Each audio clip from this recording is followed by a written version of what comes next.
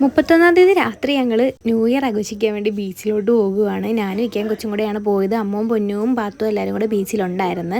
പോകുന്ന വഴി നല്ല തിരക്കുണ്ടായിരുന്നു. നല്ല തിരക്കെന്ന് പറഞ്ഞാൽ നല്ല തിരക്കുണ്ടായിരുന്നു. വണ്ടി വെക്കാൻ പോലും സ്ഥലമില്ലായിരുന്നു ഞങ്ങൾക്ക്. അങ്ങനെ എങ്ങനെയൊക്കെയോ വണ്ടിയൊക്കെ എവിടെയൊക്കെ കൊണ്ടുവച്ചിട്ട് ഞങ്ങൾ നേരെ ബീച്ചിലോട്ട് വന്ന്. ബീച്ചിൽ വന്നപ്പോഴത്തേക്കും റെയ്ഡിലൊന്നും കയറാനൊന്നും നിന്നില്ല. കാരണം ഞങ്ങൾ 2-3 ദിവസം കൊണ്ട് ബീച്ചിൽ തന്നെയായിരുന്നു. റെയ്ഡിലൊക്കെ ഓൾമോസ്റ്റ് ഞങ്ങൾ കയറിയായിരുന്നു. അങ്ങനെ ഇച്ചു കിടന്ന് ബഹളം വെച്ചിട്ട് ഇച്ചുവിനെ അങ്ങനെ കൈകൊണ്ട് കറങ്ങുന്ന കാറിൽ കയറ്റിയിട്ടുണ്ടായിരുന്നു.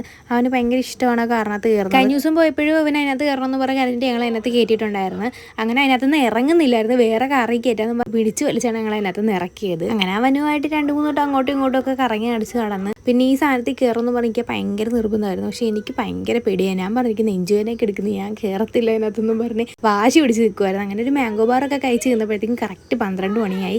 അവിടെ ഇവിടെയൊക്കെ പടക്കമൊക്കെ പൊട്ടിച്ച് എല്ലാവരും ന്യൂ ഇയർ ആഘോഷിക്കുന്നുണ്ടായിരുന്നു അവിടെ. അങ്ങനെ അതെല്ലാം കഴിഞ്ഞ് ഞങ്ങൾ നേരെ അവതാർ എക്സ്പോയിൽ കയറാൻ വേണ്ടി അവിടെ നിന്ന് ടിക്കറ്റൊക്കെ എടുത്ത് അതിനകത്തോട്ട് കയറിയപ്പോൾ തന്നെ നല്ല രസമുണ്ടായിരുന്നു. അങ്ങനെ അകത്തോട്ടൊക്കെ കയറിയപ്പോഴത്തേക്കും കിളികളും പാമ്പും അങ്ങനെ കുറേ സാധനങ്ങളൊക്കെ ഉണ്ടായിരുന്നു. പല ടൈപ്പ് പാമ്പൊക്കെ ഉണ്ടായിരുന്നു. സത്യം പറഞ്ഞാൽ എനിക്ക് പാമ്പിനെയൊക്കെ ഭയങ്കര പേടിയാണ്. ആ ചില്ലുംകൂട്ടിയെ കണ്ടപ്പോഴത്തേക്കും വലിയ കുഴപ്പമൊന്നും ഇല്ലായിരുന്നു.